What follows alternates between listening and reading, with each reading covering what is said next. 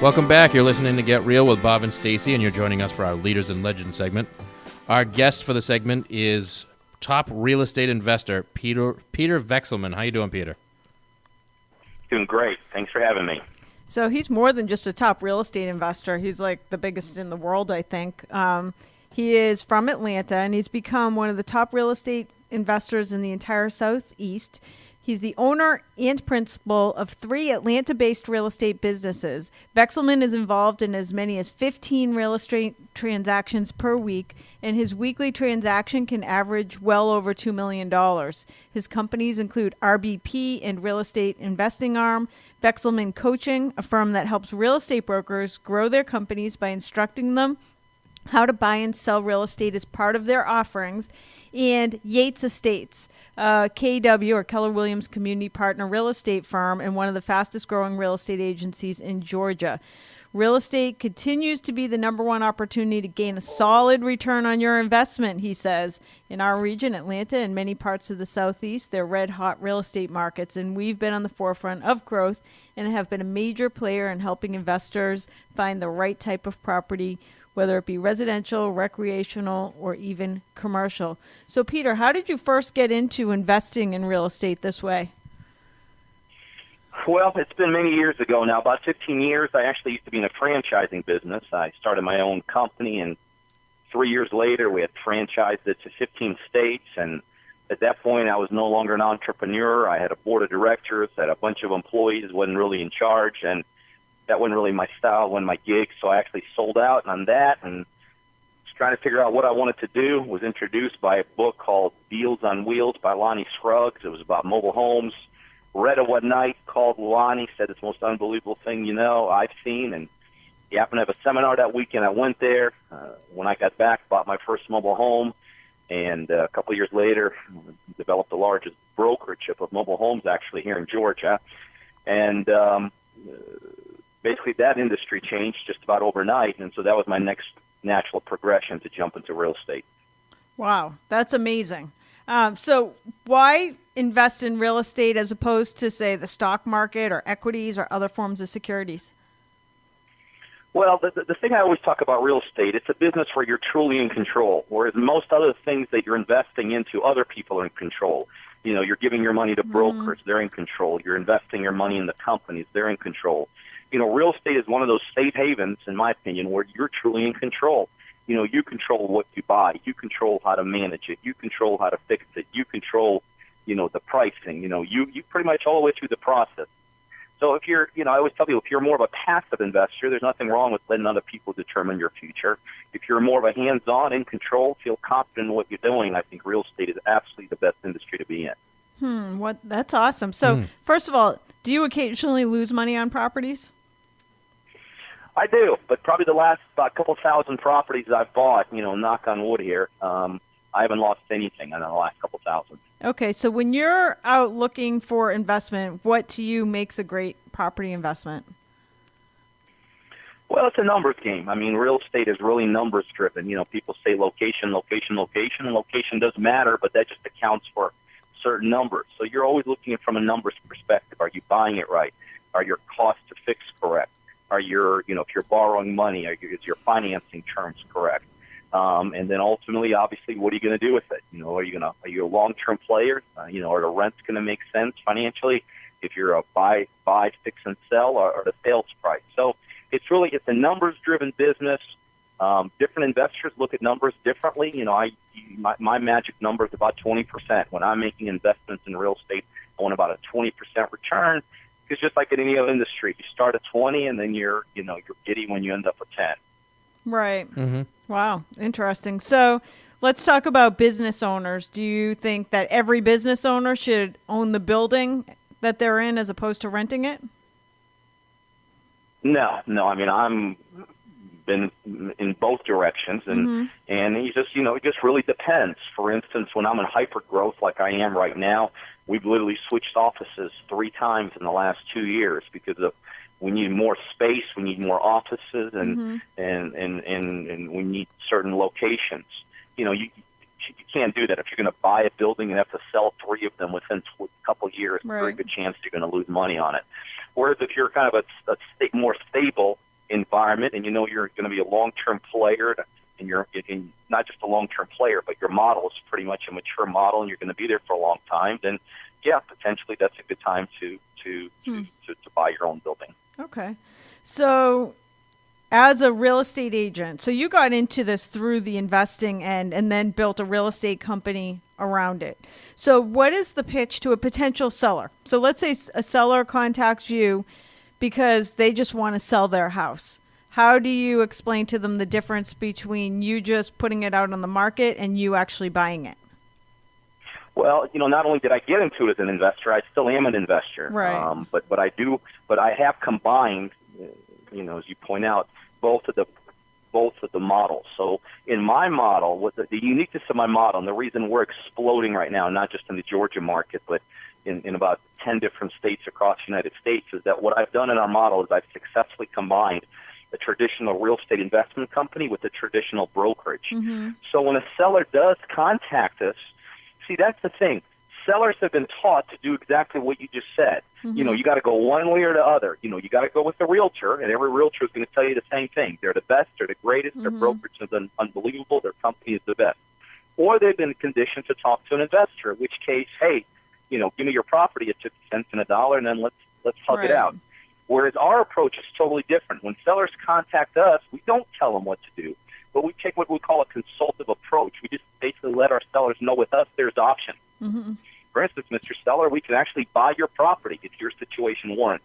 We could do this, and this, all the way to the fact that we can help you sell it. So so the goal of those initial calls that come in is for my people to set appointments, to get in the door, to expose the seller to something they've never been exposed to before. Like, wow, I have options.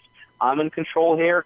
And then what we do is we set our team of agents or realtors into these sellers' homes, and then on the spot they make a determination based upon maybe the condition of the house, maybe based upon the life circumstances of the seller. And so, but the goal is to keep that seller in control. The seller ultimately, we give them options, and the seller chooses the options. Do we go down an investment route, which is a lot quicker, it's a lot cleaner, maybe not as much money there, or do we go down the traditional retail side, which is a little bit longer, maybe a little bit more tedious, for more financial upside there? The key is keep the decision-making in the seller's hands. Gotcha. So is there ever a time where you see a property and you buying it as investment is not an option? For example, a particular price range where you say, nope, it's just houses over $700,000 are never going to be a good investment, or is literally any property that a seller calls you on potentially could turn into an investment property for you? Yeah, I mean, if you're talking about me specifically, then the second option is the correct option. Right. Obviously, to a lot of other investors, they're confined by geography. Yes. They're confined by their financial ability. But from my end, we look at things strictly from a financial perspective. Mm-hmm. Does the deal make financial sense? If it does make financial sense, then we start moving forward with it. Okay. So now I understand you coach people to do this too. So other real estate people that are listening that are interested in doing this, you offer coaching. Where can people find out about the type of coaching you offer? Well, we offer it's more of a partnering program where we partner up with very savvy people, either savvy brokers across the country or savvy team leaders on the retail side across the country, or savvy investors who are already doing this business, they're successful at it. And when they hear me talk about this, combine the two, light bulb goes off. Like, wow, this makes sense. How do I move forward with it? Right. And so we're actively partnered up with many individuals in that capacity.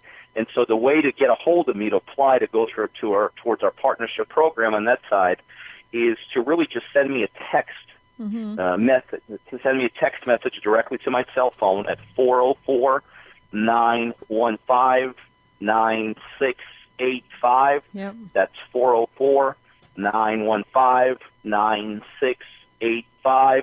Put the word trifecta in there and tell me a little bit about your current business model, and then we'll touch base with you and kind of go through a qualifying interviewing process to see if you may be a potential good partner for us. Okay, great. So is there a good time for you to purchase a property, or it could be any time of the year? Yeah, I mean, year has nothing to do with it. I mean, I guess the only bad time is the time I don't want to make money, and that Right. part of the year never exists. Well, you're down no. south, so weather is probably less of a factor for you than it is for us. No, yeah, I mean, literally, it's year round. You know, again, it's a numbers driven thing, not a seasonal or Yep. anything like that. Okay. Once you buy a house that you're going to rehab and flip, how long does it typically take you to turn it around? Well, it depends on the size of the rehab. Usually, size of the project. We try to be in and out, whether it's a small project to a large project, within 4 to 5 months. Do you keep any On of the any side of the properties project. and rent them, or everything gets flipped? I used to have a portfolio about 405 doors. Realized the worst part of my week was the time I met with my property management team. Mm-hmm. So that just wasn't my style, wasn't my gig. So I divested myself of all those. So now I'm a short-term investor. Get in, Gotcha. get out, get in, get out. Okay. And when you are offering the partnership model to a seller, is there a particular percentage? Do you say, for example, the fair market value is this amount, and we will, if you want to work with us as buying it for an investment at 70%? Is it that simple, or is it more complicated? Yeah, it is a little bit that simple. But since my partners tend to be across the United States, that 70% sometimes fluctuates depending where you're in. Gotcha. Whereas if you're in a West Coast, in a high-end market, Mm-hmm. where deals are a little bit harder to find, you can get something there literally 85, 90 cents on a dollar and still make money. You're in some other markets, you may have to be in a little bit potentially below 70%.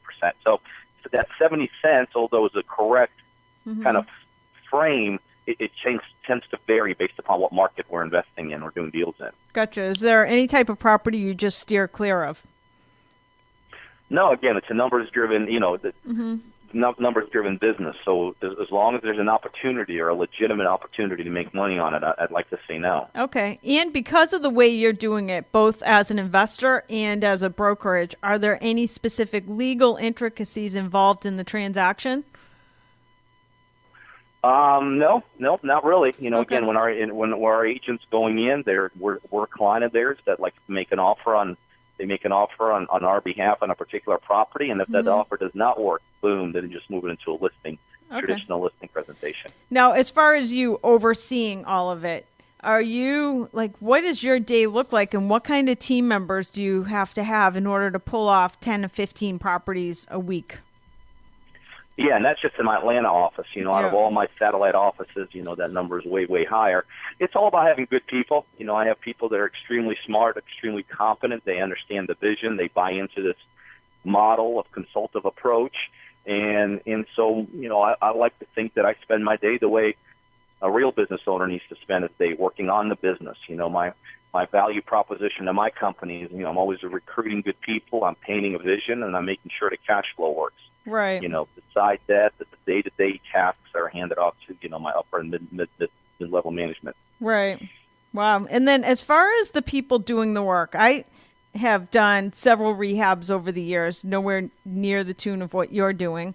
But one of the challenges, especially when the market's good, is finding good help as far as contractors. So are you outsourcing that, or do you have your own team that's handling it? That's a good question. I've gone in both directions. I've had an in-house, we've outsourced,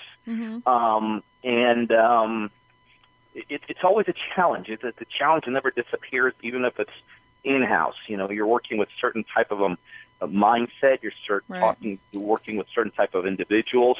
So really, it all comes down to how you structure it with them, the kind of relationship you structure, how you write up your contracts, how you pay them. And, for instance, you never want to prepay. You always want to post-pay. You want to have budgets up front. You want to have penalties up front. You want to have timelines up front. So what I've really learned to do is not necessarily try to change that culture. What I've learned is how to work with them correctly and try to structure deals with them correctly. And so, again, we've been fairly successful in the last number of years in terms of that side of our business also. Okay. And then as far as anybody listening now that, let's say that they're a real estate agent, potentially interested in investing as well, through your partnership model, do you have different financing options beyond traditional financing? Yeah. Okay. Yep. We have a number of of options that we bring to our partners' attention when we work with them. In a lot of markets, I just become the investor. Okay.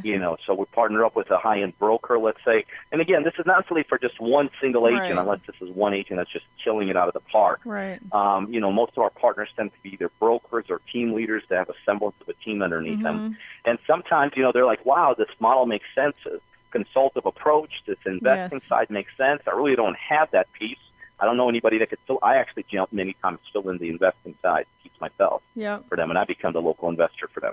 Okay, and last question for you is, do you do it with commercial apartment buildings, or is this really just residential 1 to 4 family properties?